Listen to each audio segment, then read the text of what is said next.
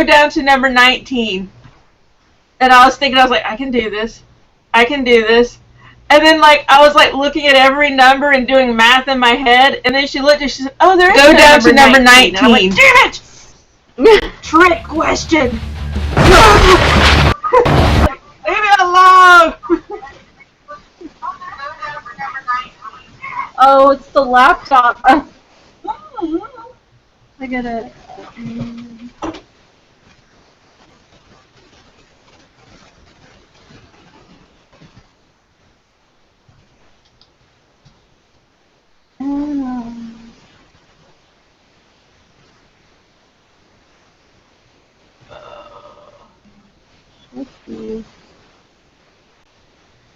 I'm gonna see if I can remember my Twitch password. I do this every time.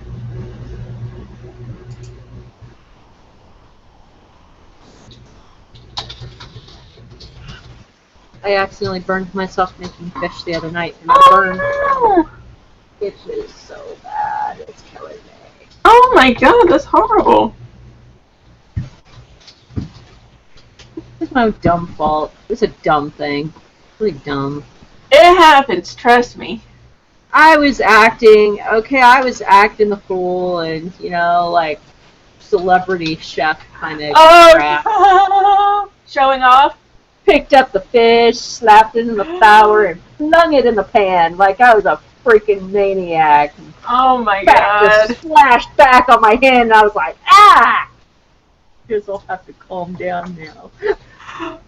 You know what? That's, we are not Kitchen Confidential. We only let, what's his name? Gordon Ramsay, and Anthony Bourdain do that stuff, and that's it. They're the only ones who can do it. And maybe it's just because they have...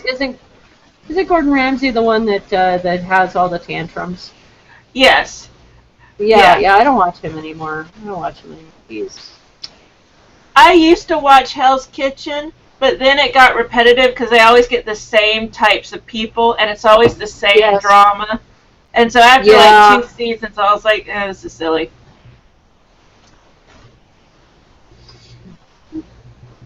Yeah, so we've got Sai in the chat. Hi, Sai. So it's like, oh yeah, Friends Curls and Sai are now also watching. Yay! Yay! Woo! Beer and entertainment. I know. We've got beer and 2 shows to talk about. Yes. Because I was stupid and I didn't go back and look at what You weren't stupid. It's okay. It happens.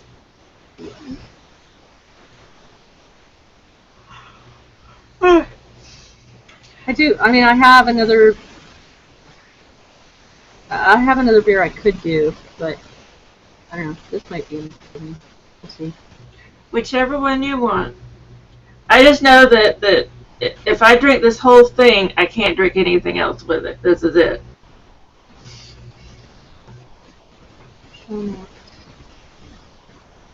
A beer for hope.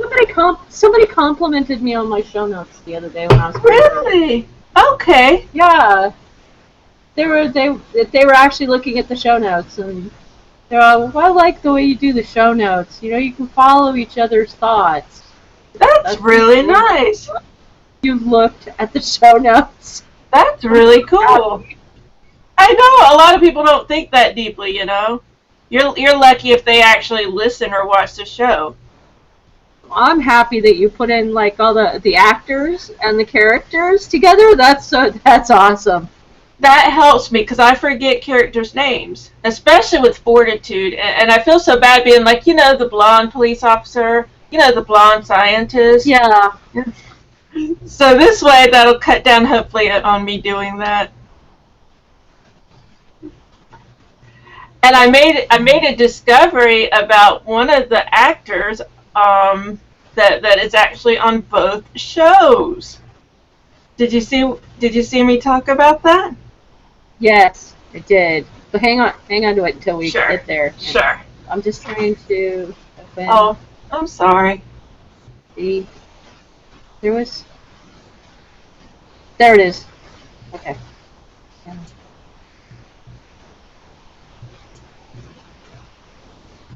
7. It's you today. All right. You can't see, I've got my Stark Industries shirt on today. I went and saw Spider-Man. It was so good. Really? Yes. I'm starting to change my mind. About what? About going to Spider-Man? Yes. It's worth it. It's really good. And I don't say that lightly. By the time I have money again, I might not, it might not be in theater, but I'm starting to, think about like paying for it on Google or something. They do a whole bunch of 80s music. I love it. Oh, really? Yes, very energetic 80s music. And there's not a gap in the story. Some movies you're like, oh my god, 45 minutes and it's just been crap. No, every moment is filled with something relevant to the story. And it's not just fighting for fighting's sake. No 45-minute, Hulk smash type things. It's just everything is relevant. It's really good. I really liked it. Cool. And Michael, yeah. Oh, sorry. Go ahead. I was just going to say Michael Keaton plays an excellent villain because unlike other Marvel movies, he himself is not CGI'd. His costume is, but he's not. And I understood why he felt the way he felt. I didn't condone what he was doing, but I understood where he was coming from. I related to him, and that made it that much better. That's good. It was really good. Mr. Production Specialist, are you ready? Okay, so.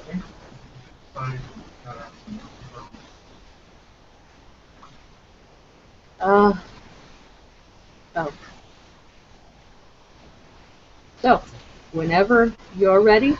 And it looks like I'm hosting, right? Yes. All right, I am ready. Oh, tell me when to start. Oh, you can go anytime. Oh, okay. I didn't know. I was thinking, okay. We're not just here to be pretty faces. You're right. We're already live, so that was silly for me to even say that. I'm like, we're already live. We already basically started. I'm just doing the nice front part. Hi, everybody. My name is Lola Laracy, and I am here with my awesome Oregonian friend, Linda, a.k.a. Sorcerer Zero. And how are you doing today? I'm doing pretty bloody well. It's a very good day. It is a very good day. We need this beer. I know you've had, a busy time lately. Is there anything you want to talk about? Oh, man. Everybody could totally empathize with finding a new apartment. So that's all I have to say is I'm finding a new apartment. And it sucks. Yeah. It's, that's... Everybody knows it. Everybody knows it. It sucks trying to find a place that's a decent neighborhood, that's close to what you need, that has what you need, where you feel safe. Because there's always the fear, I don't know about you, but with like private apartments, that aren't like part of a big apartment complex, my worry is always that the landlord's going to be like, hey, it's my place, I can go in if I want. And that may sound paranoid, but it happened to my friend. I had a friend who lived in a privately owned apartment like maybe 8 years ago, and she would come home and her stuff would be rearranged. Like magazines would be in different places. Yeah, she left. But so it happens. So I'm not just being paranoid, it happens. Man. Well, I'm pretty much sticking to the big guys right now. Okay. Is it going to be like an apartment complex or like a small type place? I think it's part of like a bunch of little fourplexes. That's okay. The one that I applied for is really, really small.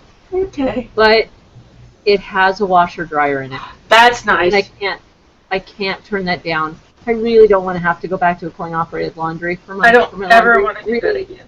No, I don't. I don't want to have to do that again. So, yeah, I will go down in size for a washer and dryer.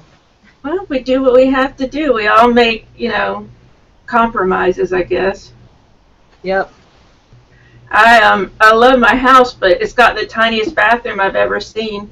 Our one bathroom is so small that if I put one arm out here and one arm out here, I touch both sides. So that's how Come small on. it. Yeah, that's how small it is. Like if Clint and I are at the same time, if we're in there at the same time, we're like, oh excuse me, oh excuse me, oh Yeah. is that your butt or mine? I can't tell. So that was my compromise because this is a lovely location, lots of shade, a good house, great price, but old Yep. tiny bathroom, and that was my concession. And one day I hope to win the lottery and have enough money to update that, but for now we're stuck with an old, ugly, tiny bathroom. Yep. I get it. Well, I know the one thing that can make us feel better.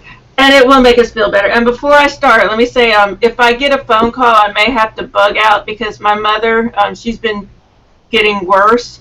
And so she's basically got like ailments in every part of her body. I don't understand how it happens. And her latest Your mom comes first. She does. I have to. I don't have a choice. She's my mom. So she called me today in pain because of she has like a, I guess a, what do you call it, pressed nerve, what do you call it, compressed nerve, something. Pinched nerve. Pinched nerve. And she was in pain, but she said, okay, I'm going to try to live with it until tomorrow, and we'll see what happens tomorrow. So just letting you know, if my phone rings, I might have to bug out, but that's okay because it's just something I have to do. We don't mind. We do not mind. But in the meantime, we're going to party like we have no obligation, and we're going to have some beer. So what are you going to have? I think I've had this one on Very Good Entertainment before, but I'm going to drink it again. This is Innocent Gun. It's a good one, though, right? Yes, oak-aged beer. This is original. This is actually a Scottish beer. Okay. And I love this stuff because it's so rich. To me, it's so rich. And you have to pardon my glass hole ineptitude because almost all my glasses are already packed. Oh no! This is what I'm left with. Oh, that's good to me. It was between this and a lager glass, and I decided this was probably more appropriate. Yeah. Appropriate. Yeah.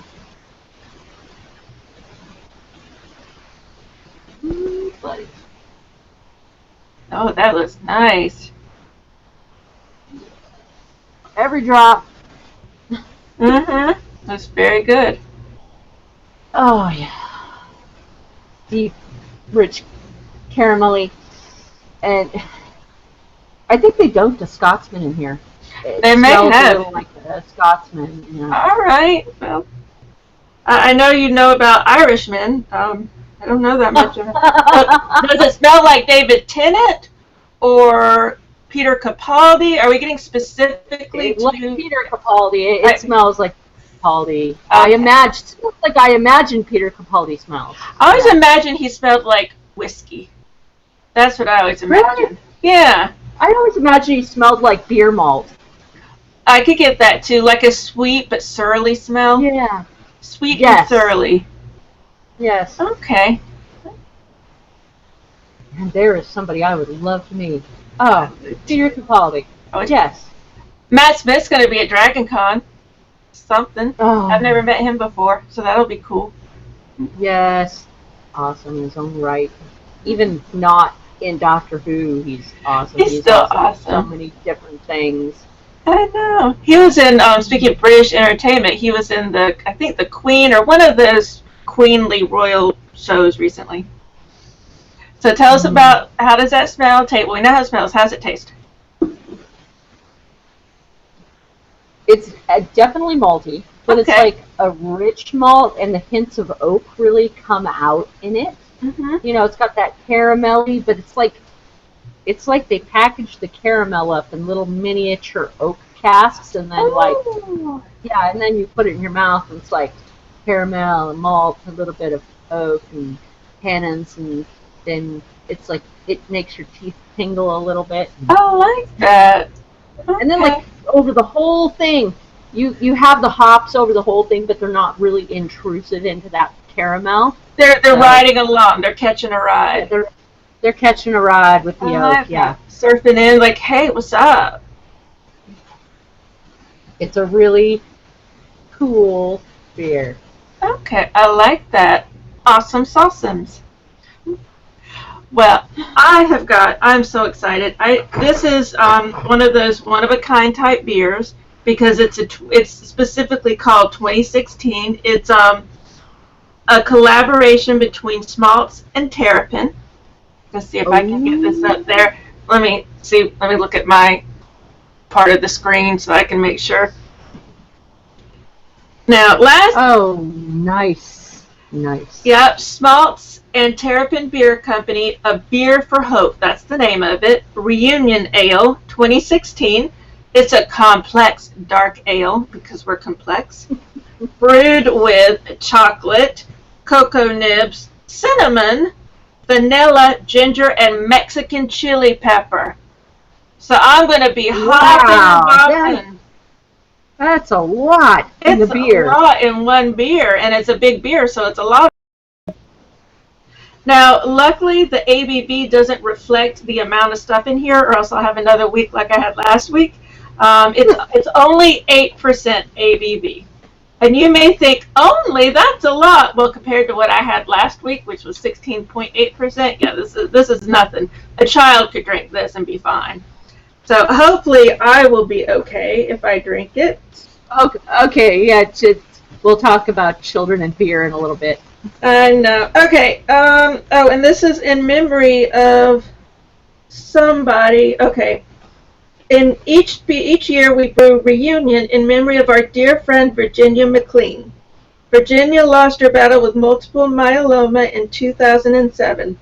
It was her wish that we continue to raise funds and awareness on behalf of the Institute for Myeloma and Bone Cancer Research. Well, that is very nice. So I'm supporting a very good cause with this, besides my own cause. Of course, I'm supporting my cause, but I'm actually supporting something for social good. So that's nice. And now I'm going to open it, and I'm going to drink it, because that's what I do. That's what I do. And I got my Game of Thrones. Man, the whole reason I went to ABC where I got this is because I was looking for the new Game of Thrones beer, but they didn't have it. So I got this, which is, it's not the game. Do you know when it's supposed to come out? It's supposed to come out in May. And usually, really? Yeah. And usually, we haven't even had a sniff of it here. Really? And see, really, I've asked. And they didn't know what I was talking about. Oh dear. Please don't be infected. Please don't be infected. I asked for so little. Please don't be infected. All right.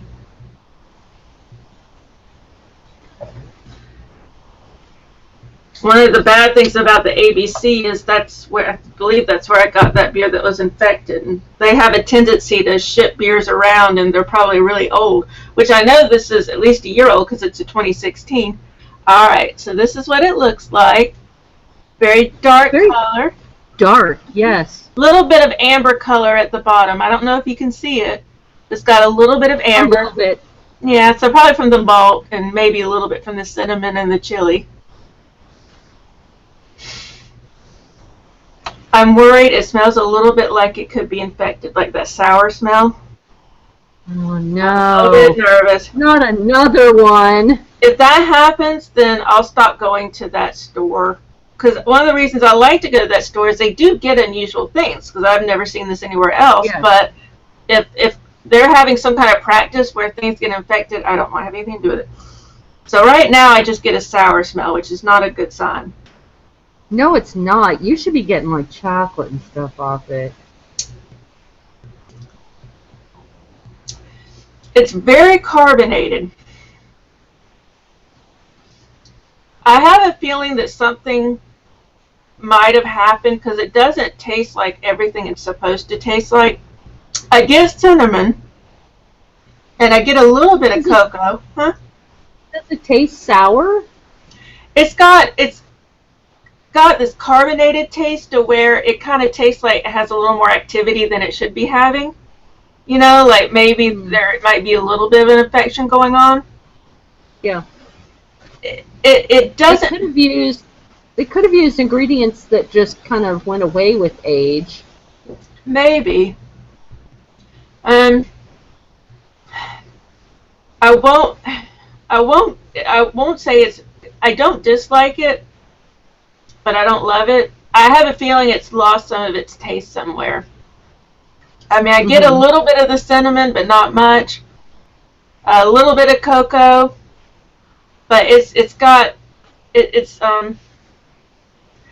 not very sharp, like I would want. It's not. They aren't bold. The flavors are not bold. The flavors are a little like washed out.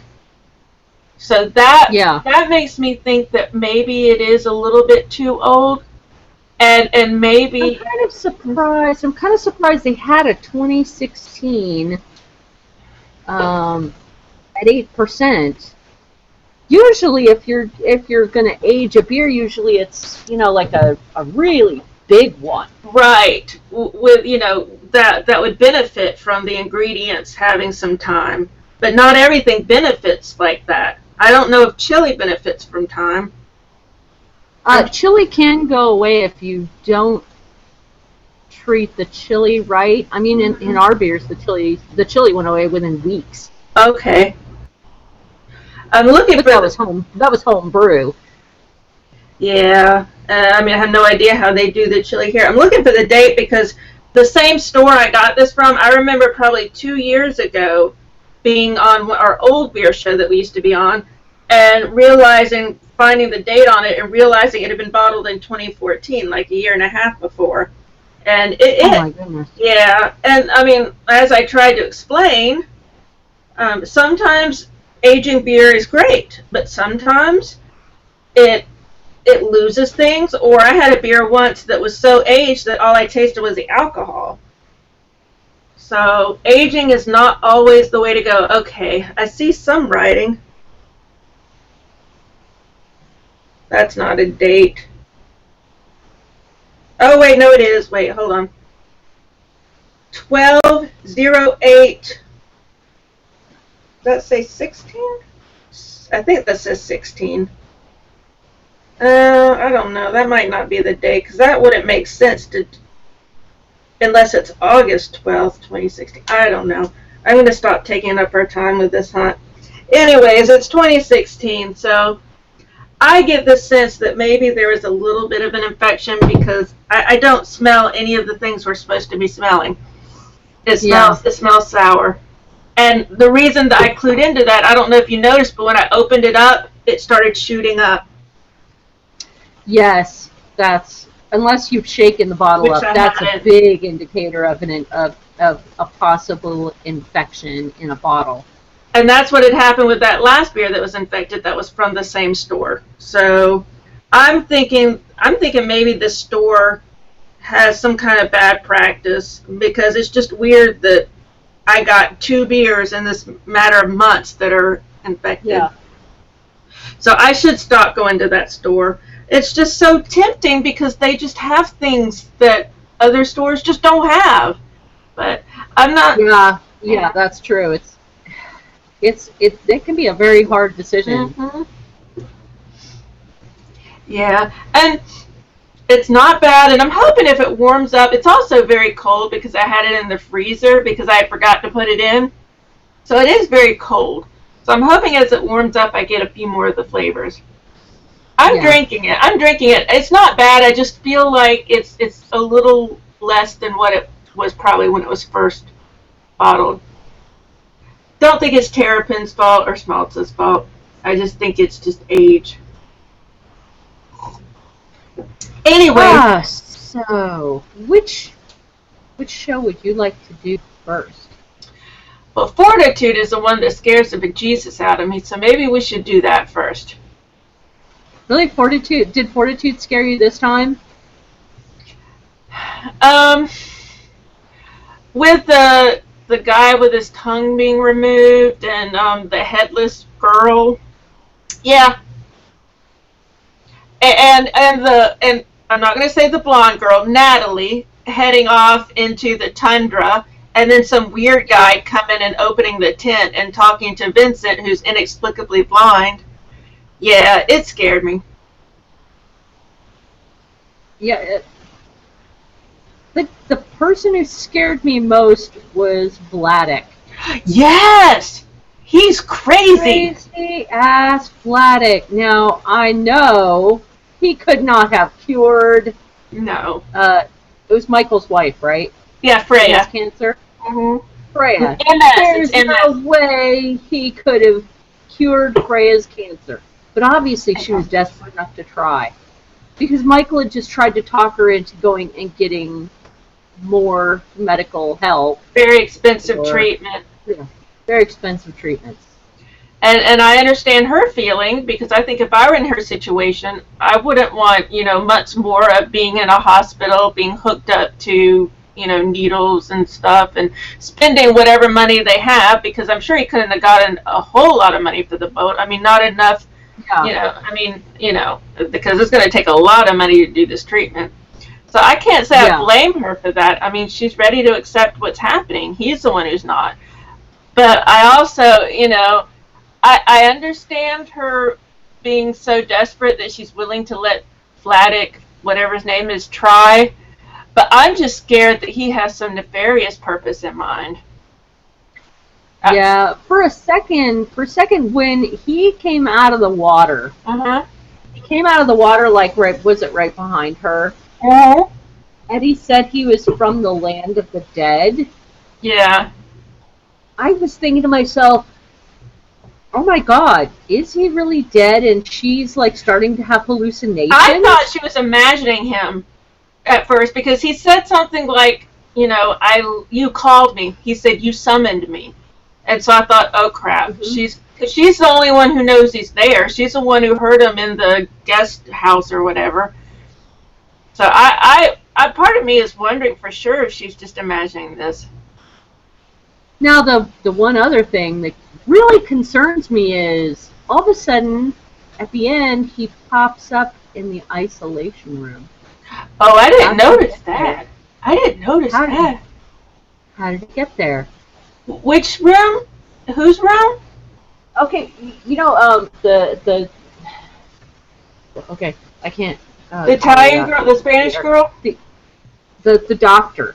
The doctor is experimenting on people. Dr. Kari. I've got her name. Yeah. Kotri. Mm-hmm. Dr. Kotri. Mm-hmm. Dr. Kotri is doing these experiments on people. Mm-hmm. And she has this guy in the isolation room. Mm-hmm. She's always got somebody in that isolation room. Yeah. And all of a sudden at the end we see crazy Vladek all of a sudden show up there. He's just there. We don't see how he got in. I did not catch that.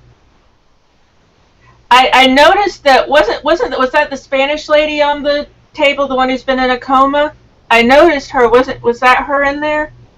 No, it's a guy. Oh, I thought it was the Spanish lady because she has short hair, so I thought it was her. Okay. Well, I could be totally. I could be wrong too. It could be the Spanish lady, but maybe they put all her hair off or something. I'm not sure.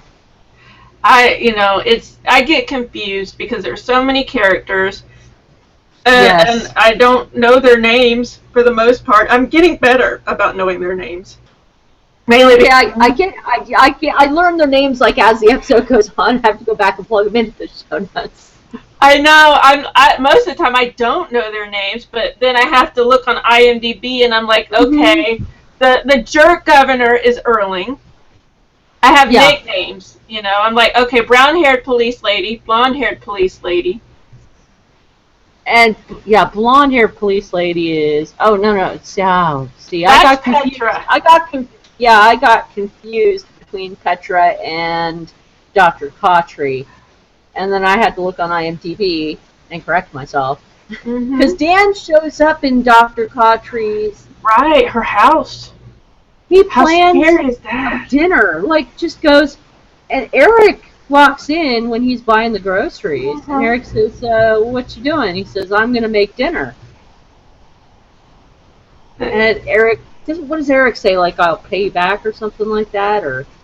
And Dan says, it's not for you. Not for you. And it's like, who are you cooking dinner for? Who are you cooking dinner for then? I thought maybe it was going to be for Hildur, because I know that she and Dan were friends. So I didn't know who it was going to be for. I certainly didn't expect him to break into someone's house. Yeah. And I certainly didn't. I actually did not recognize Dr. Khatri without like her mask and like her medical stuff Yeah. on for the longest time. Mm-hmm. Yeah, it was like, who's that? I don't understand.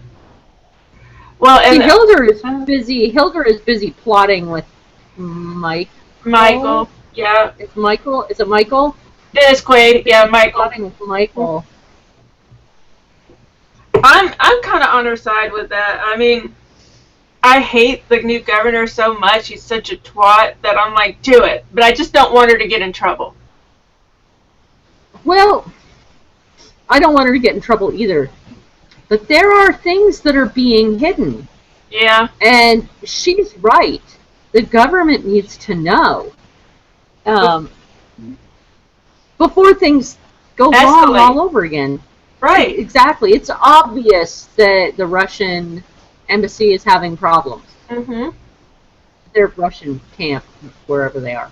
Yeah, their settlement. It's obvious they're having problems, and they need to know about it so that A, they can prevent it from happening to Fortitude again, and B, they might be able to help sharing what they know to help the Russians out. And they need to understand what's going on because, I mean, obviously there's something bigger going on. I think we're past the woolly mammoth. There's something much bigger going on, so they all need to understand what's happening before it gets worse. Yeah, I still have no idea what's going on because a bunch of different people have now a bunch of different symptoms and reactions to whatever they're coming in contact with. Right. At this point, the girl that got her head cut off, I don't even know where she is, but I'm kind of afraid she's going to come back. Well, they had her body in the morgue, remember? Or whatever, wherever their medical bodies are, wherever their stuff is, because the father identified her. Yes.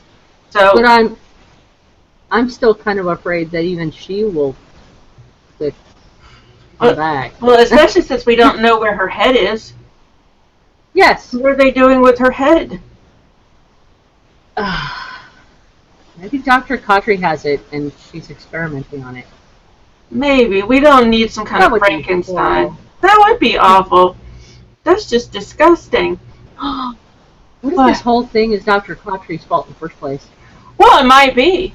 I mean, obviously she's experimenting with stuff. Maybe she let something out. Or maybe something she did set the motion for this. Yeah. Either way, it's just wrong and horrible. Poor people. And Dan. Crazy. Dan now looks like a manic leprechaun. Yes, he does. He looks insane. The beard is pointed. The beard is pointed. It's like it's weird. His hair is all over the place, but his beard is like perfectly trimmed. Like maybe he just sits there and does ha ha ha ha ha ha. Who's also like a break into? He must do that all the time. Ha ha ha ha ha. And he's got Dan's that got to know. Dan's got to know something about Dr. Khatri. He's got to know something about Dr. Khatri because he grilled her. Well, he's already angry at her because she had told him that he could visit the Spanish lady whenever he wanted, and he came there and she said, "No, you have to leave." So he's already pissed at her because of what she's doing to the Spanish lady. Yeah, that's true. Elena. Okay, oh my God, I just remembered her name. That's good for you because I couldn't remember, and I didn't see her on IMDb because she's not really on, this year. She's just in a coma. So yeah. So he's already mad. I don't know if he knows exactly what's happening, but at the same time, he was missing for 6 weeks? Yes. Yeah, 6 weeks. So he must have seen something in those 6 weeks. So, who was the cop sitting on the girl's bed? The girl I think it was the girl who got her head cut off, right? Uh-huh. He was sitting on her bed, and she picked up a teddy bear and started crying. Oh, that was Eric. Eric! Because Eric is suspicious that Hildur is cheating on him. And so he's all upset, and he tried to beat up Michael. Well, why would you be upset with the girls in the girls' bedroom? I think that he's just, the weight of everything is coming down on him. That's what I think. Oh, okay. I thought he had something to do with this girl or something. I think so. Because, I mean, he told the jerk governor, he was like, she was a very sweet girl who worked at a supermarket. So if he were sexually involved with her, I don't think he would have said sweet girl. You know? Yeah. I mean, to me, sweet girl is, I feel like sweet girl is something you say when you think of someone more as a child than, like a sexual partner. So I think my supposition is that this is just becoming too real for him. Real people are dying, and he's out of his depth. We already know he's out of his depth. And he's upset because he thinks Hildur is cheating on him, and he knows that Hildur is staying in a hotel for the time being. I think he just took that moment just to break down. And the father was like, dude, I'm the one who lost my daughter. Whatever. Yeah. I just think it's just too much. I know.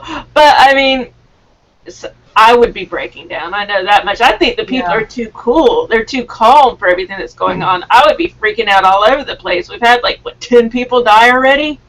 Be murdered? I wouldn't be there anymore. I'd be done. I'd be done with this place. Your sick mammoths and your kids that, walk around in the snow.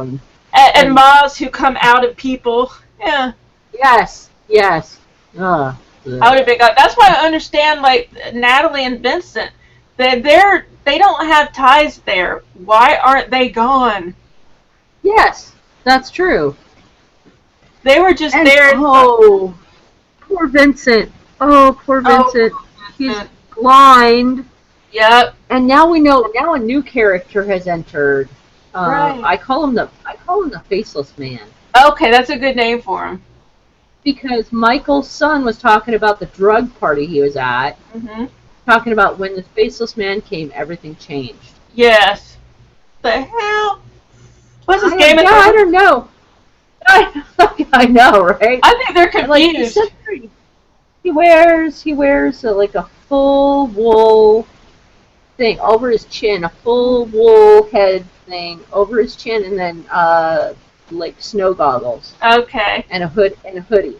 So you can't see really his face at all. You can't see his face at all. You can't tell anything about him. Until he goes into the tent where Vincent is.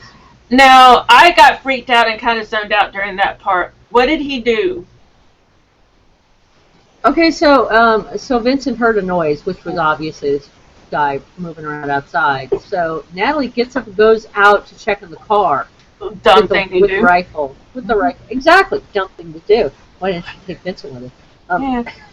Well, the faceless guy unzips the tent, and Vincent thinks it's Natalie. Right. And starts talking to her. And the faceless guy sticks his face in, and we notice he's not wearing his mask or his goggles anymore. Okay. He's missing both his eyes. See, I think I zoned out because that freaked me out. That's crazy. It was really like, oh my god, It's really creepy. What the hell happened? He just backs out. He just backs out again, zips the tent up, and leaves. So now, who is this person? It's obviously got to be important to the storyline. I would think so.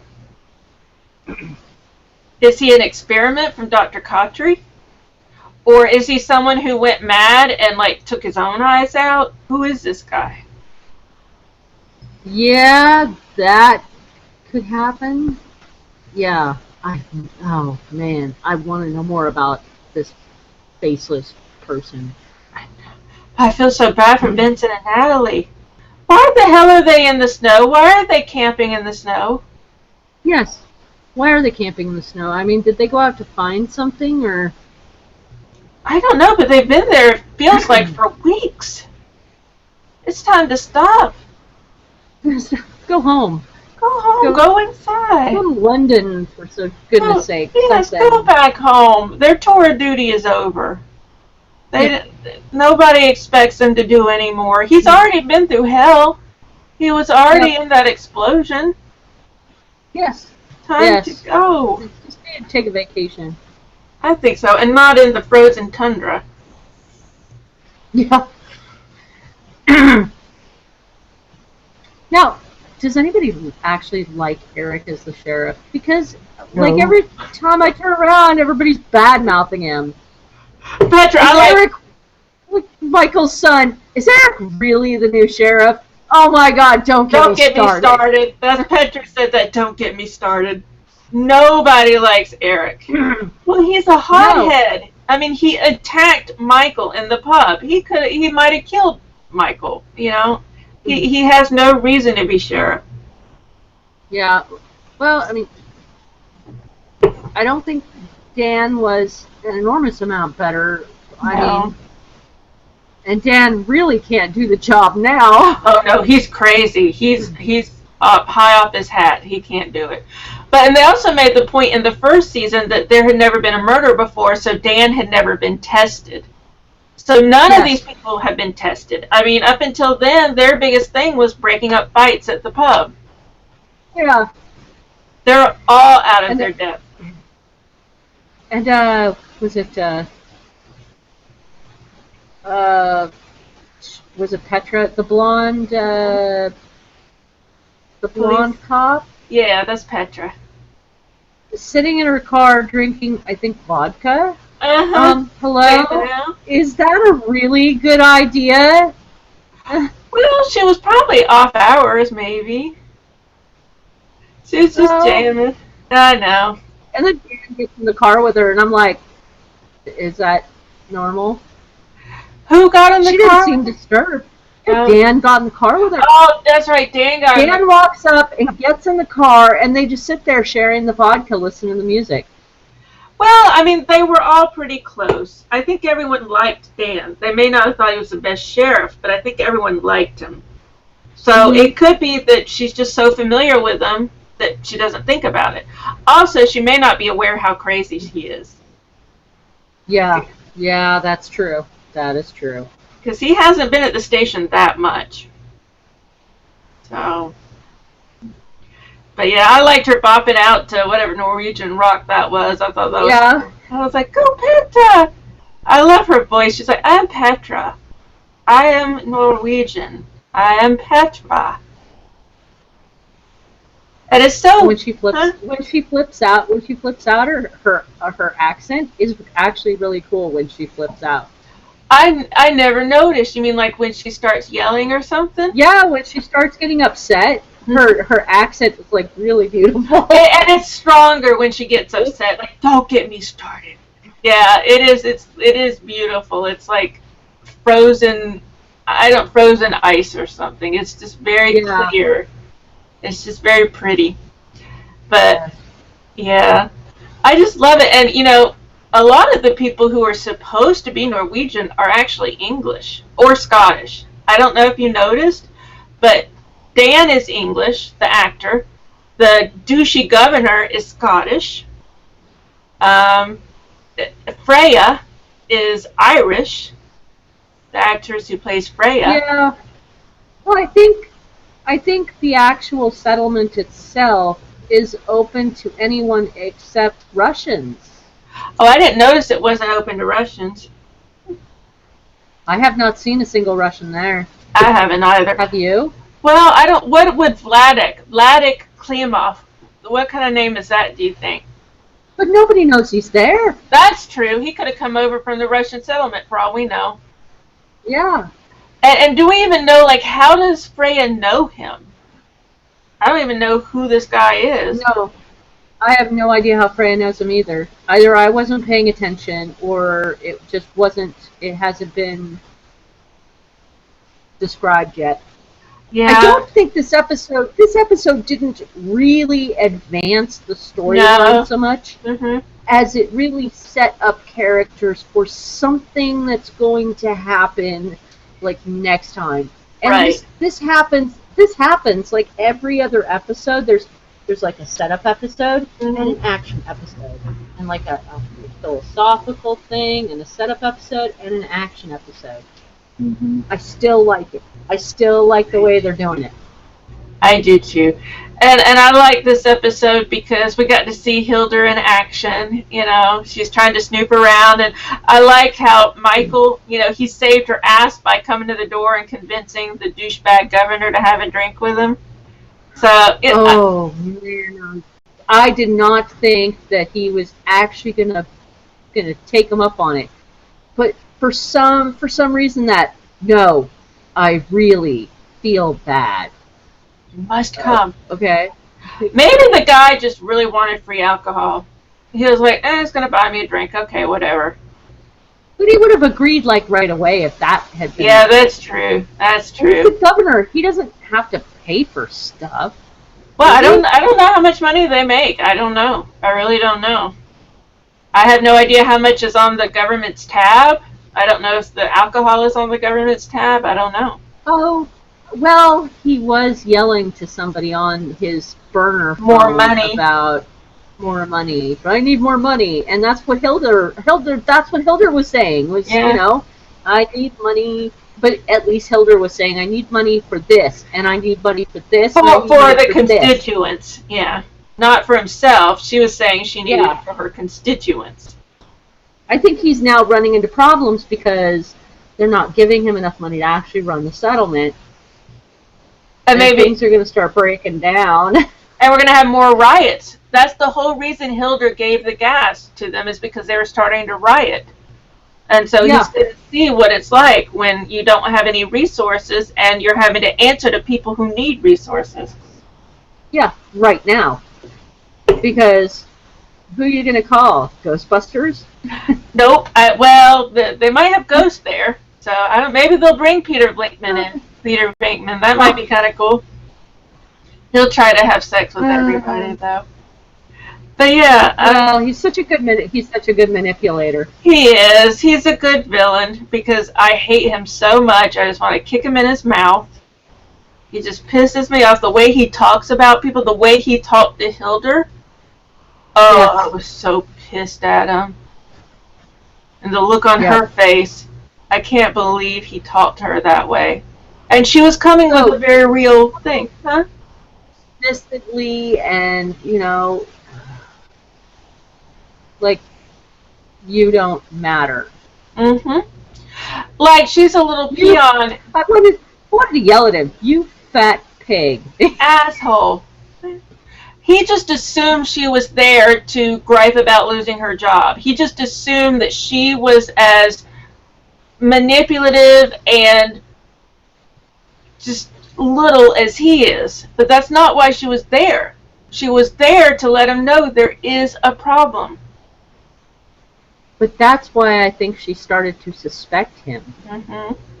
Because he didn't take it seriously. No. And then when he asked if that girl had been a prostitute. Yes! I couldn't believe he said that. I was shocked. I was like, asshole. That's the first assumption you make, is that she turned into a prostitute? Yeah. What, next you're going to say she deserved it or something? Yeah, he's going to say she was on rainbow juice or something, or reindeer juice, whatever it is. Reindeer juice. Oh my God. And now he knows about that, so he's going to say everything's reindeer juice. Oh yeah, and trigger warning for people who have actually not watched the episode. The very first shot is somebody shoving. Was that the first shot? Somebody shoving a needle into their. I don't remember. There was a shot in there of somebody shoving a needle into their belly button, and I just went, ew. It's disgusting. Ew. Don't they have better stuff to do? Yeah. I mean, I thought. Well, I mean, that's where the drug thing. That's where we learned about the faceless man. So obviously that scene was important, and they had to make the extent of the drug party known. That's true.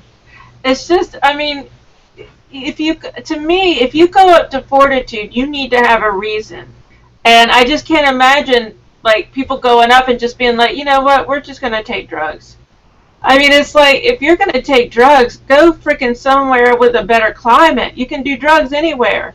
Why did you go? Well, to be honest, it all looked like the teenagers. Oh, okay. Maybe it was all the kids of fortitude, and of course they don't have a job. They don't have a choice, yeah. So they go off and get into trouble and do drugs, and that's their partying. And that's then a the good faceless point. man shows up, and things change. But he didn't. But Michael never said. Michael's son never said how they changed. He just said everything changed. So this character is obviously pretty important. I guess so.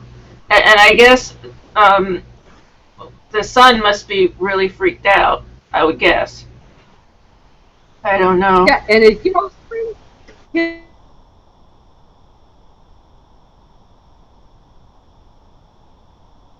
Yeah. Poor guy. He's already messed up enough. And then he's... Yeah, I actually forgive him for doing that crap to Michael. Yeah. He's had a rough time. Yeah. And he really did want to go out with Michael on the ocean. He really wanted to go out. So, I mean, I think he's ready to, start being serious about something. He is. He's ready. He just needs an opportunity. Michael sold the boat, I think, probably to fund his wife's stuff. So if she gets cured, I'm going to be shocked out of my tiny brain. I will too. I will be surprised. But, I mean, there is a little bit of mysticism with all of this. Besides the scientific part, there are some paranormal type things going on where I could see, let's put it this way, maybe not paranormal, but I could see maybe Vladek got a hold of like some reindeer juice or something that cures people. Some kind of weird thing, some moths type stuff. That's possible. That's possible because it seems like every time we have a mystical or a paranormal situation, it winds up that it has a scientific basis. We just don't see it yet. Maybe that's a point. Maybe that's a point in the whole series they're trying to make. Yeah. Is that all these things do have an explanation. It just seems like magic in the beginning. Right. Which all science seems like magic. Yeah. And I mean, it's still weird ass shit. I mean, don't get me wrong. It's still fringe science because we're talking about, woolly mammoths, that were alive 100,000 years ago. I don't know how long ago. I'm going to sound ignorant, but however long ago. And we're dealing with moth things that, infest a human and then break out. And we're dealing with all kinds of crazy stuff that really sounds insane unless you're there and you're part of it. Yes. Yeah, exactly. But it comes up with these plausible explanations, that only somebody, and even I find them mostly plausible. Yeah. So I can imagine that, a hardcore scientist would just be going, yeah, right. I mean, you really have to stretch your imagination. I mean, it's not. Yeah, you do. It's not outside of the realm that the ice could melt and there could be something that died of a disease 200,000 years ago, and the disease has been let out again. So it's not outside of reason, but I think a lot of people would say it's unlikely. Yes. Bacteria and viral things possibly could live, frozen, trapped for that long, not breeding. And then come to life once the ice melts. That's the basis of a lot of horror things. Like I just watched, I don't remember what it was. It wasn't great, but it was one of those horror movies set in the Arctic Circle, and there's something out in the ice and people go out and go insane and kill themselves. So, and it was one of those, the ice is melting and some woolly mammoth or something was infected and everybody got infected. One of those things. Yeah. The funniest part of the episode, though, I did love where Natalie was saying, well, I've heard of spontaneous blindness. I had there was this girl in my class in medical school who went blind sitting on the toilet, And he said, why have you never told me this before? And she said, well, I didn't really think that was something that I should just bring up. Oh, by the way, I know a girl who went blind sitting on the toilet. It's not just one of those things you casually bring up. You kind of have to have a reason to bring it up. Yeah, that's true. I thought that was funny. Yeah, casually went blind sitting on the toilet after she'd won too many times. Well, maybe. I don't know. But, I mean, I have heard about people having ailments like that for psychosomatic reasons. So who knows? Yeah. But I think Victor's blindness is a little more physical than psychosomatic. I think something's happened. Yeah, I do too. Those wasps must have messed with him somehow. Yeah. They turned off his receptors or something. Poor Vincent. As long as he doesn't open his mouth and a cloud of them comes emerging. I can't do that again. Okay. I don't want to do that again. Stuff like that freaks the shit out of me. I can't go through that again. I still see that woman's face. I still see all the moths coming out of her. I just can't do it. I can't do it.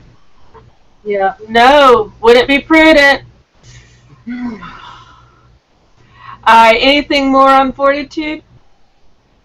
No, I think it's still really good. I'm still really interested. I am too. It's gonna be a while before I stop becoming interested in it. Me too. As long as it keeps going, huh? How many episodes are in season 2? Do you know? I don't know, but we can look it up. Let's see, Fortitude season.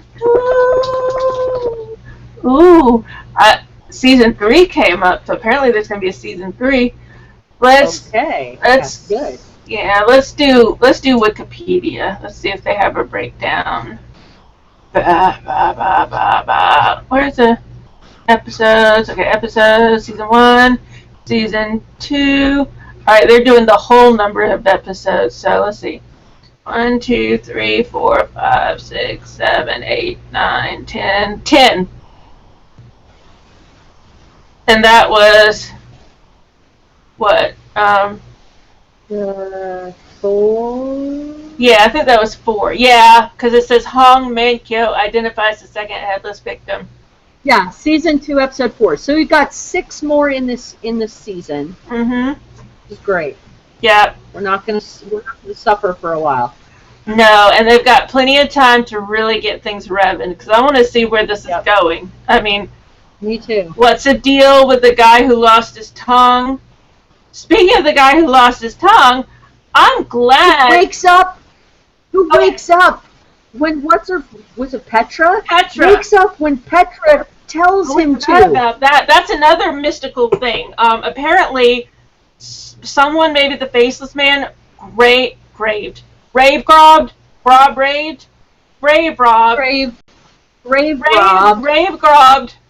a little girl's grave from like 100 years ago. And apparently that's something that's needed in some kind of ritual. And Petra went to the man in the coma's bedside. He was supposedly in a coma. And she said, I need your help with this. I know this person was your ancestor. If you want to help her soul, you'll help me. So there's more mystical stuff. Yeah, it was. Oh, I thought I had it in my notes what the name was. Tavra. Yeah, that's his name, Tavra. Tavra. Or Tavani. Tavra. Well, is it? I think I have Tavani. Really? I have Tavra. I could be wrong. I'm not sure. Well, I was looking at the thing. You know, I thought I saw Tavra, and I thought they said Tavra, but. Well, I mean, one could be a first name and one could be a last name. Yeah, that's true. Yeah. But you know what's cool? I'm so glad we watched this and Happy Valley at the same time, because I made a connection. Really? Yes. I was looking at, I was looking at the man with no tongue, and so his image was kind of, burned into me because of him, trying to get out and everything. And just thinking, he's so unusual looking. Okay.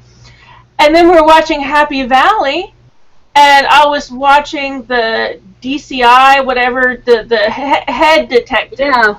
I was watching him Yes. speak, and I was like, he looks a lot like the guy from Fortitude.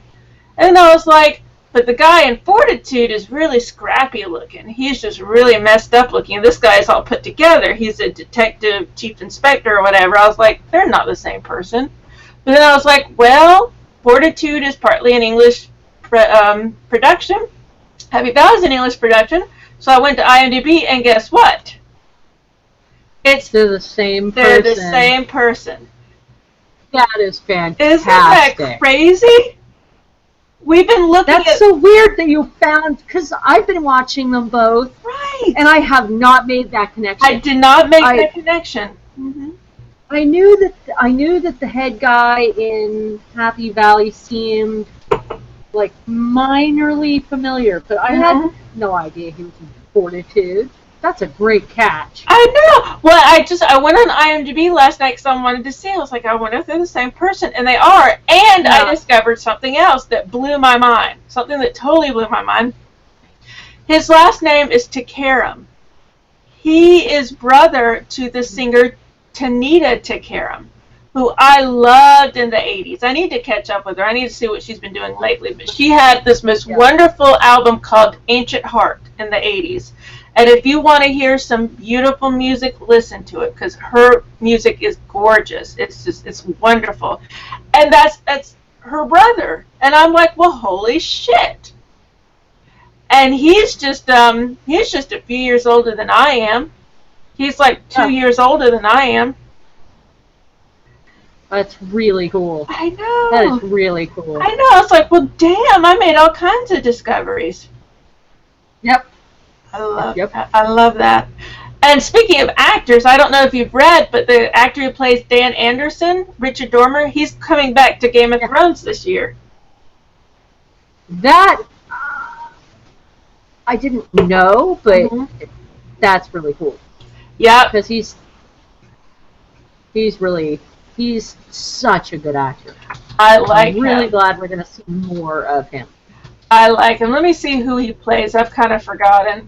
He's been in it before. And he's Irish. He's not English. He's Irish. Well, Northern Ireland, so he's British. Although Northern Irish people may not want to sit like that, but yeah, he's British. He's Northern Irish. Who does he play? He plays Beric Dondarrion in Game of Thrones. So. Oh, Beric. I have a hard time picturing him in Game of Thrones. I'm not really remembering him in Game of Thrones. Let me see. I've got some photos here. I'm on his IMDb. Let's see if I can find a photo. Okay, here he is in Game of Thrones. I'm going to put it in. I'll put it in the Twitch chat, but I'll also put it in. I'll put it in our Hangouts chat. You want me to put it in our Hangouts chat? I got it off Twitch. Okay. All right, so that's a picture of him from Game of Thrones. Oh, I totally remember him. Yes. Is he? Yep. He's one of the ones that the Hound hangs with, isn't he? Yes. Okay, that makes sense because the Hound's coming back. Is he one of the ones that immortal man was hanging out with? I'm not sure, but I totally remember him. I do too. I think the Hound hangs out with him. So, yeah, I see some other Game of Thrones pictures. Yes! Okay, here's another picture. I think he might have been the immortal guy. Hold on, because remember there's a guy who kept coming back to life. Like, he could never die. Every time he died, he came back to life. Oh, yeah. Maybe that is him. I think that's him. Oh my goodness! Because okay, this was a rumor, but it turns out it hasn't come to fruition. But Lady Stark, there were some people who had the theory that the Immortal Man was going to pass on his ability to Lady Stark, and she was going to come back. That was a theory. Huh. Now it didn't happen. I don't think she is going to come back. Well, do you want to spoil it? Yeah, him showing up. I don't want any spoilers. Okay. I was going to say, I've only read 1.5 of the books, but I've heard all about it, so I know everything that happens in the books. Oh, no, I want to watch it. Okay, all right, but yeah. So I think he was the immortal man. I don't know if anyone knows and can counteract what I'm saying and tell me I'm being stupid. That's fine. Tell me I'm being stupid. I'm okay with it. But anyways, that sure does. It sure does look like it. I think that's the immortal guy because every time he dies, he comes back. What if he passes on his thing to the Hound? That would be cool because the Hound is miraculously alive after he got the beat down. We thought he was dead. We thought he was a goner for sure. Right. Even Arya did because she left him. But no, he's still alive. That is so awesome. I'm so excited for Game of Thrones. I want to cry. Well, before we start Happy Valley, okay, I have a brand new me beer, and I've been, I had no idea this had made it to Oregon. I've never seen that. This is side 1. And then the pony turns into Pegasus. It's a light blue can with a horse on one side and a rainbow, and then on the other side, it turns into a Pegasus. And he's like lifting the rainbow. Yeah. That's so cool. This is called Montucky Cold Snack. Never heard of that. That's a weird name. Perfect. I actually started hearing about them on Twitter. Okay. And so I went to their website and I liked the Facebook thing. And then I saw it at our local First Alternative Co-op store here in Fort Dallas. Nice. And it's perfect for summer. This is a built and bred competitor to the light lager industry. Okay, good. We need that. We do. We need a lot of those competitors. And notice, it's not a little 12-ounce can. It's a nice big 16-ounce can, and it's not, it's an 8%. Oh, that's hefty. 8% lager. Good. That's good. You're not going to need a huge amount of them. No, you don't need more than really one, and that'll get you going. Oh, very pretty. Very pale yellow. Very. Very nice. That is gorgeous. Oh, it's turning orange. Oh, it's weird how it was hazy and then it cleared right up. Yeah, remember those Budweiser commercials where they pour the glass and the foam would go away and then it's perfectly clear? That's what it looks like. That's exactly what it does. It's perfectly clear. I can see through it. That is gorgeous. It doesn't have that. Oh God, how do I describe Bud Light? Sour smell. It's like a sour smell to me. Bud Light is like a sour smell to me. Okay. This has very little aroma. Okay. All right. There's nothing intrusive about it. Well, and sometimes that's what you want, especially with a lager. Yeah. You just want something simple that'll quench your thirst. Yeah, it's just slightly grainy. Okay. Just a little bit. It's beer flavored and beer smelling. It's beer. Yeah, it's beer. It's beer aroma, beer. And that's good for someone who's used to Budweiser. It's like a nicer version of Budweiser. Yeah. That's okay. I get a really, really super light grain off it. This would not compete with anything you eat or anything else you're going to drink. Perfect backyard barbecue. It's a background actor. It's like a background actor. Mm-hmm. Yeah. Okay. Yeah, it knows it's not the star of the show. Perfect carbonation. Yeah, it is. It's literally a cold snack. It's just like when you want, something between everything else. And if you've been walking a lot, not obnoxious and Great. Yeah, if you've been walking a lot, you will really appreciate Yes. You this. just want something you can drink and not think about, which is awesome. I like Hmm. that. Really clean, very nice, and totally what I need when I'm thinking about Happy Valley because, oh my God, there's so much else to think about in Happy Valley. I don't need to be competing We need my a thoughts with cleanser. beer. We need a cleanser. That's a cleanser. I And love, I actually do love the beer. I love the can. I love good. the name Montucky. It's That's from a nice name. Montana. Oh, From okay.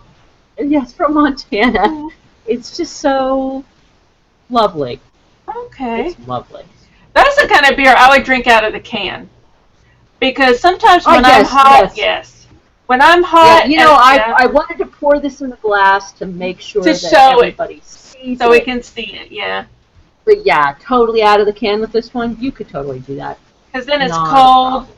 and then you take it Yeah. and you're like, oh my God, it's hot. I'm dying right now. Please just kill me. I'm dying.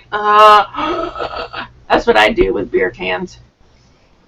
I'm feeding our producer this. He needs it. Let him. I mean, he's done a lot of work. He got us set up. He did the OBS software, the Twitch chat. He did everything. It's just the same out of the can. Nice. Okay. And see, that's one of the things I like about a simple beer like that is you can drink it out of the can and not worry that you're missing any specific aromas or anything. Yeah, and if you have some super cool can koozies, you could totally use them with this. I love canned koozies. I need some cool canned koozies. I need that. I need a. I will work on that. I'll work on that. We have some pretty cute ones around. All right, you know what? I've been saying forever that I'm going to do some merchandise for us. We need to find some very good entertainment canned koozies. Oh yeah, there we go. That's what I'm going to work on. That's what I'm going to work on. We're going to get ourselves some canned koozies. That would be perfect. Absolutely. All right, so Happy Valley, it was a perfect end to a perfect season. It was perfect. What do you think? Yes. I think it was. It had equal amounts of yes and equal amounts of oh my God. Uh-huh. We do get to see Tommy Lee again. Wait, say that again? We did get to see Tommy Lee again. We did, and he's actually disguised. And the first moment we saw him, I didn't recognize him because he's got this glasses. Neither did I. I didn't realize it was him.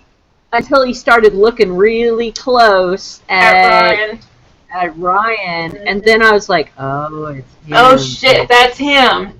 It's the bastard. It's that fuckard asshole. And I'm like, he's gonna start following him again, and he did, but he was so sneaky this time. Mm-hmm. He was so sneaky. He had his own houseboat. Well, it wasn't his own. Notice he broke into it. Yeah, he broke into it. Because remember, he was like looking I in didn't see that. Yeah. He was looking in the houseboats, and he found one that looked abandoned, and so he broke into it. He even said, he told Ryan, well, it's not mine. I've borrowed it. So it was some poor sod who winters or summers in wherever, the Yorkshire. Yeah. So it wasn't they went to Italy. They went to Italy and left their boat behind. And PSA for everybody, if you're going to leave something for months at a time, you need to have someone go and check on it at least every few days, because they would have seen that it's all wrecked from him staying there. Or put a cover on it. Surely there are houseboat covers. There's got to be. Or find a place to store it. There are sailboat covers. Mm-hmm. There's got to be houseboat covers. There has to be. They have to be able to do something. They need to be able to do something. Put something over it, but at least have someone check on it. Because he was obviously living there for, I would say, weeks. At least. Yeah. And no one noticed. We only saw the other jerk. The really sadistic one with the wife. Well, the ex-wife. You're going to have to remind me. Okay, the boss. Tommy Lee's boss. The guy Ashley! Ashley. And I think they're still married. We only saw him once. Oh. And I'm really wondering what is with his ex-wife? Why did his ex-wife bail him out? Why did his ex-wife take him on? I think they're still married. What is the deal? I think they're still married. Yeah, because she works at a hairstyling, or she owns a hairstyling salon, and they called her to ask about him, and she lied to the police for him, but then she came to him and said, "What have you got us into?" So she says that a lot. What have you got us into? So I think they're still married. Oh, see, I would have dumped his ass. I would have dumped him. Knowing what he had done, I would have just gone. Bye. I got the sense though she was kind of shady herself though. She has that air of I've watched a lot of like 60s East End mob type crime shows, from London, and she's definitely got that, crime boss wife air going about her. Yeah, I guess you're right. Yeah, she's not innocent. No. So, I mean, I don't think she expected that he would be kidnapping and murdering and stuff, but I think she kind of knew that he didn't have an above-board job. So I think she knew that. And she's not shocked that he's in criminal activity. She's just like, what have you got us into? Yeah. So I think It's weird. He murdered the policewoman. Mm-hmm. But it was Tommy Lee that murdered the other two. Yeah, he murdered them, and they were putting him up. They lied for him. They covered for him, but he murdered them and left. Asshole. And then they did find those two, and this is where I have a minor complaint. Uh-oh. It wasn't grody enough. Yeah, you said that. The guy who reported it said there were flies. Okay, right. Dude, there would have been maggots all over those bodies, and I was there I was going, okay, I'm ready for the really disgusting part, and it didn't happen. I was like, what? They would have been like decomposed, and it would have been really disgusting. Oh yeah, they would have. I mean, the maggots would have eaten holes in their body by now. It would have been really disgusting. And I was totally ready for it. I was like, yeah, I'm gonna. And I feel cheated. I know. We're gonna have to go back. Maybe at the last second they decided not to go that far. Maybe. And just go with the smell. Maybe they figured that was enough.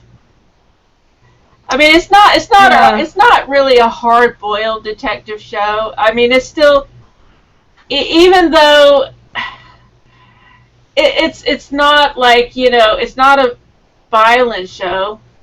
I mean, it doesn't really show a lot of violence. I still think it's more of a family drama. That's what I'm trying to say. I think of it as more of a family drama than a crime show. And so I think maybe they made the decision not to go deep into the violent aspect of it. Well, I mean, they did show Catherine really beat up. She was very beat up. They didn't show it for long. They didn't show it for long. Yeah. And that was the most harrowing thing, huh? Yeah, and they definitely didn't show the girl actually being raped. Run over. Oh, yeah, the girl being raped. They didn't show that. They didn't show that, even though it happened. Mm-hmm. We know it happened. Mm-hmm. So, yeah, they may be kind of easing over some of the more dramatic things that, like American audiences completely... We're used to it.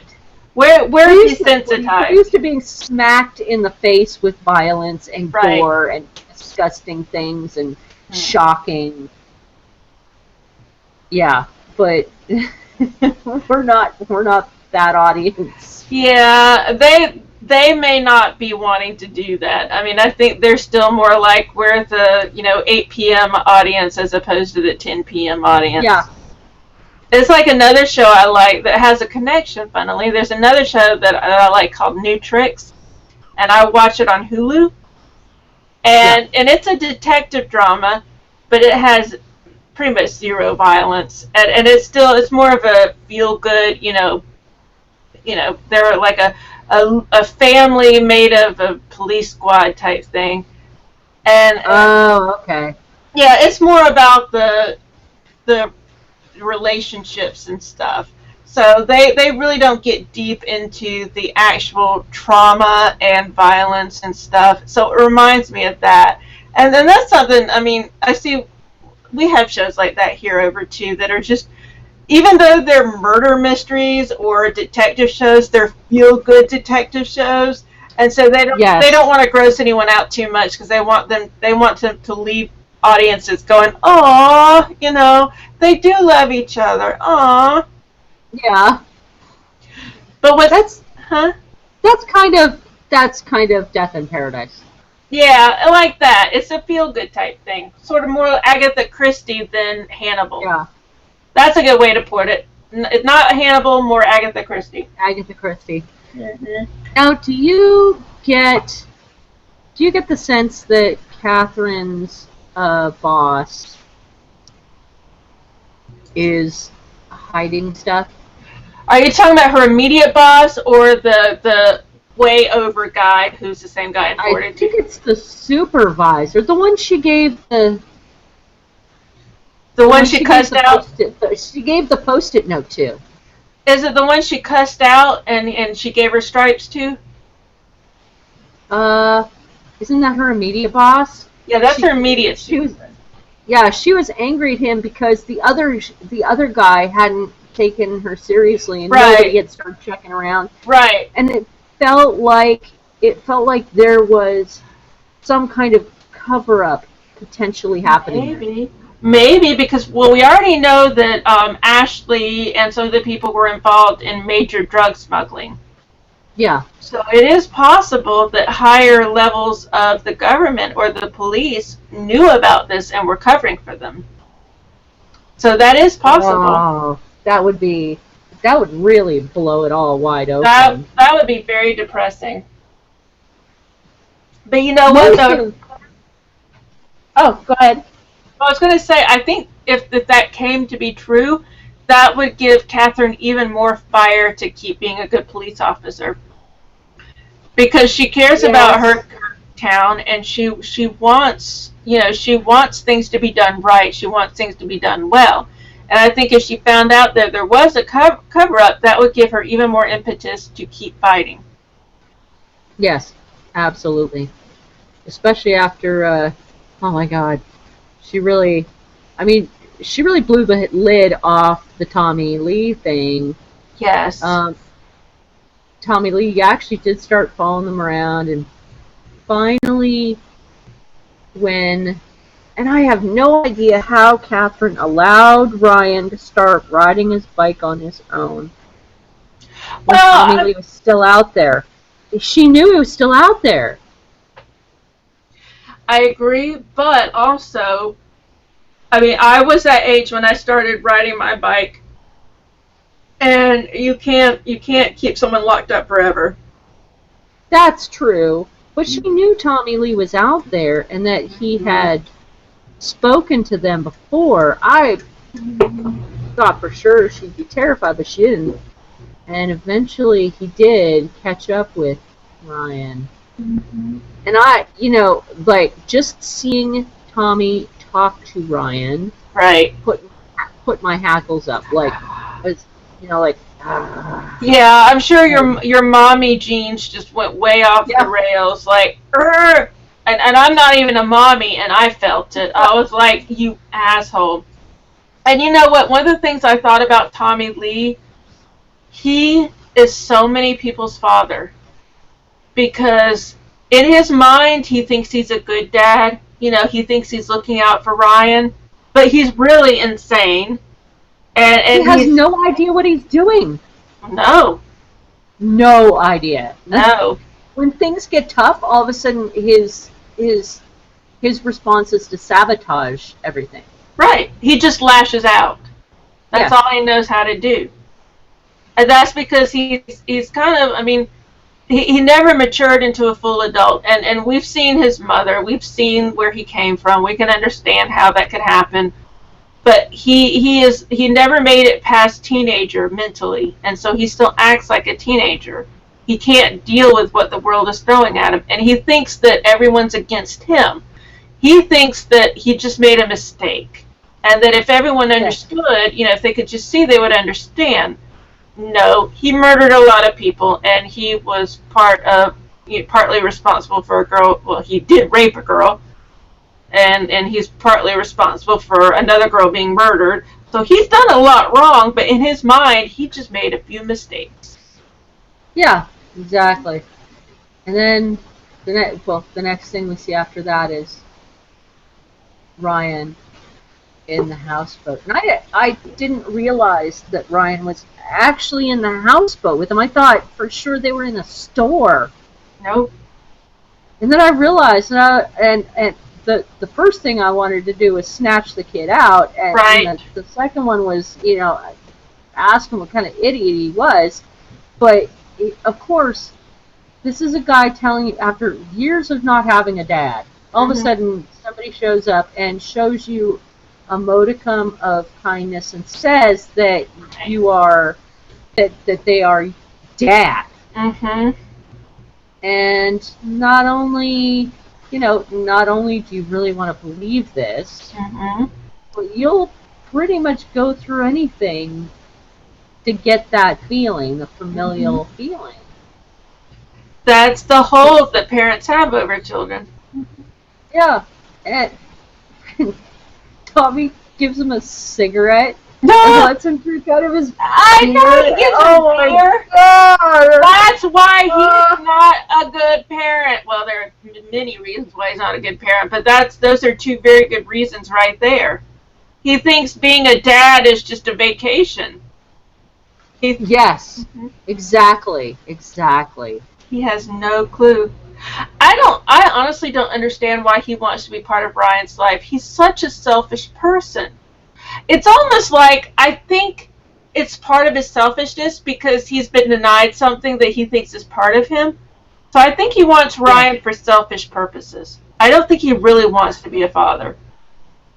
I think he likes the status symbol thing of I'm a dad, I have a family, and obviously that would make me stable and useful, and in reality he doesn't realize the work that it takes in order to understand a child. And there are lots of us that screw up really bad in what we say and what we do, but these are mistakes that most of the time can be explained and say, that was a mistake on my part, and I'm sorry I did it. But Tommy Lee can't turn around and say sorry for the things he's done. No, there is no sorry from him. They weren't earnest mistakes. Like with Catherine, she's doing her best, but she does make mistakes, but they're earnest mistakes because she really is trying. But Tommy Lee has no urge to try. He doesn't even know what he's supposed to do in order to try. Yeah. This is not, he's, worried about homework and safety. No. He just wants, it's almost like another item of ownership. He just wants it because people said he couldn't have it. Well, he's mine. I'm his father. I should have him. But he's really not wanting to be a parent. Obviously, he's not because he's ready to kill his child. So he's obviously not really wanting to be a parent. That shocked me. Yeah, because at the end, when so Ryan really becomes, convinced this is his dad. Yeah. So when you have something epic like that in your life, what do you want to do? You want to share. You want to share it because all of a sudden you've been a kid without a dad, and all of a sudden now you have a dad, and you tell your friend, and your friend says, "I don't believe you." Well, you want to show him. I have a dad. I'll prove it. So yeah, he takes his friend over there, and I'm like, oh my god, now the two of them are in danger because Tommy's never gonna let this kid. No, I know. I was surprised when Tommy did allow the kids to leave, but the other kid didn't want to come back. No, I don't blame him. It was a horrible experience. Either. Being talked down to and. Well, and intimidated. Tommy Lee is a nasty person, and I can only imagine Yes. what it feels like to a little child who's not used to someone being such a menace. I mean, Tommy Yes. Lee is menacing. Yes. He is frightening, and I'm sure those little 8-year-old boys were terrified. That's true, but Ryan just wants him to be, you know, His what dad. he wants him to be. He just wants him to be dad. That's And Ryan's so little that he doesn't really understand what it is to have a dad. He just knows he wants one.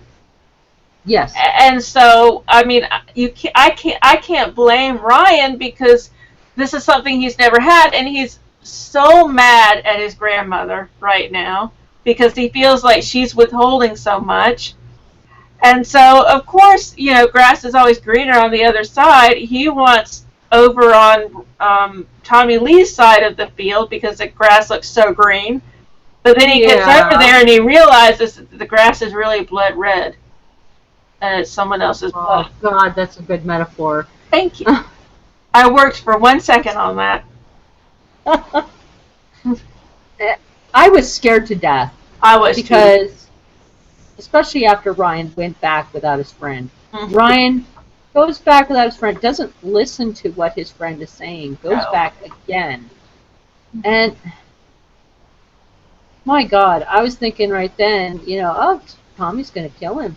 Tommy's going to kill him and dump him in the canal, and that's going to be the end of him. Right. Luckily, he had brought his friend. And yes. His friend told his mother. That was the only saving grace. Otherwise, he would have got a daddy. Mm-hmm. And he's really mean. He's very mean, and I don't like the way he looks at me. He looks crazy. Mm-hmm. And that was their only saving grace. If Ryan, what I think would have happened if Ryan had not brought his friend over, then Tommy Lee would have stolen Ryan and gone off in the houseboat, and who knows what would have happened at that point. I think there would have been a point at which Tommy Lee may have actually convinced Ryan that his grandmother did not care about him. Right. And then taken off for other things, but I don't think they're ready to let the story go there. No, and I'm glad they didn't. Yeah. That's another reason. That's another reason why I think it's more of it's still trying to be Happy Valley, because it could have gone dark like another series called Broadchurch. It could have been dark and killed the child, but it didn't. It ended on a very happy note, and I think it's because they still want their audience to leave smiling, going, "Oh, I feel fulfilled. I feel happy." Yeah, even though he doused himself and Ryan in fuel, and threatened to he was trying to light the lighter. Mm-hmm. And I mean, it is possible that she could have gotten him out and into the water and stopped the fire, but I don't know. I don't know the realism of that. Luckily, it didn't happen. He couldn't get it started. So, she just grabs Ryan and flings him and tells him, "Get out." Mm-hmm. He started arguing with her. Oh my God, that would have made me mad. I would have been mad at him. And then I thought for 1 second, I thought she was going to pick up the lighter and light it. I thought she was going to too. But then he started begging her to kill him. Mm-hmm. And all of a sudden, she didn't want to give him what he wanted. And that was when she doused him in. She just doused him in the fire hydrant. The fire retardant. Yeah, the fire retardant.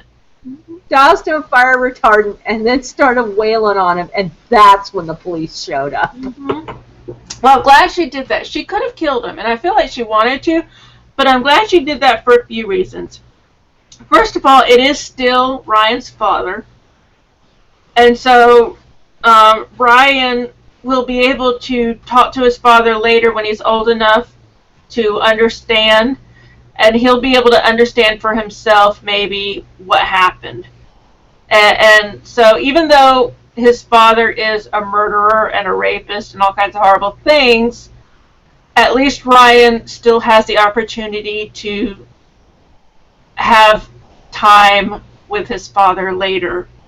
You know what I'm saying? Yeah. It's like it's still his Yeah, that's father. true. It's still his father. And second, I'm His glad. his biological sperm donor. So I'm glad. I'm glad that that Catherine didn't take that away, because for his own sake, when he's older, because this is very traumatic for this little 8-year-old boy. And I think that when he's older, it might help him if he's able to talk to his father and kind of understand, look, my father's insane. He had all these crazy ideas, but he can kind of put whatever doubts he may have to rest when he's older. And so I think that's good for Ryan. Also, I'm glad that Catherine didn't kill him, because if Catherine would go to jail, because you don't just blatantly kill people if they're not armed, she would go to jail, and that would not help Ryan at all. That would hurt Ryan. So that's the second reason I'm glad she didn't kill Tommy Lee.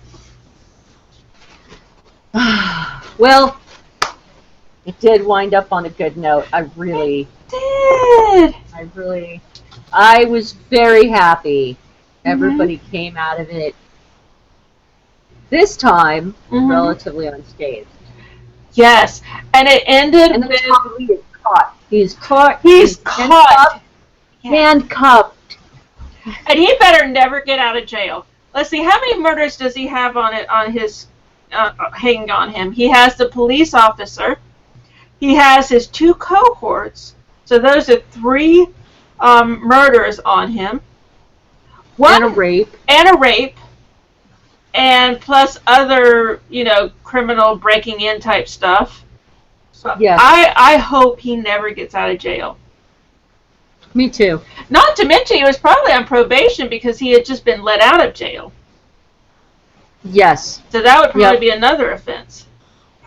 So I hope he never gets out of jail. I hope he never gets out of jail either. I'm going to tell you this right now. I tried for one episode, well, maybe 3 episodes, to watch Grantchester on PBS. I want to love it because so many people on Twitter love it. But every time I see him, I'm just like, Tommy Lee voice. Because it's the same actor. Yeah. And so I'm having a hard time. I'm like, you bastard. That means he's a good actor, because it just had such a visceral effect on me. But I'm like, Tommy Lee voice, you asshole. So I have to distance myself, I think, from the character before I can watch Grantchester. Okay. All right. Well, we are going to wrap up. All right. So, I think we pretty much said everything we can say about Happy Valley. Is there anything else you wanted to say about it? I'm looking forward to more. We've got Series 2. And when I went on IMDb, it had a space for Series 3. So it looks like there's going to be a Series 3. Good. So Absolutely fantastic. Yeah. Eventually we will be starting Series 2, so everyone can look forward to that. And Sorcerer Zero, where can the fine folks watching or listening find you? Well, you can find me at sorcererzero.com. You can also find me under Sorcerer Zero. That's S0RCERESS0 on Google+, on Facebook, on Twitter, on Twitch. How about you? Well, I would say you can find me on Squarespace, but they tried to take the $192 out about 2 weeks ago, and I forgot about it and did not have that money in my bank account. And so there's an email that says I need to go in and actually manually tell them to try again, and I haven't done it yet. So don't go to lowliteracy.com right now. Don't go there right now. Just wait a little bit. But I'm definitely on twitter.com at lowliteracy, and Google Plus at lowliteracy, and Twitch at lowliteracy, and Facebook at lowliteracy. So you can find me all kinds of places, and I'm very friendly, and I will talk to you. And I can be funny. And don't forget that both of us are authors, and we both. Yes, we are. Yes, and one day I'll finish my second book. One day, we'll see if my mother could stop having ailments. Thank you for watching. This has been Beery Good Entertainment number 37. 7. All right, y'all have a great night. Bye. All right, and we're gonna do an I'm after sorry. show. I have somebody on their way. Oh, that's fine. We had been talking about doing an after show because Cybernaut had said that he wanted to hang with us again, but you said you have a. Oh yeah, no. They're just gonna come do they're just gonna come take the blueberries away. Okay. So yeah, I can stay here and Cybernaut can come in. Okay, we have to invite him, I guess, to the Facebook chat, but we don't know, does he have a Facebook? Oh, I don't know if he has Facebook. We haven't thought this out, have we? What?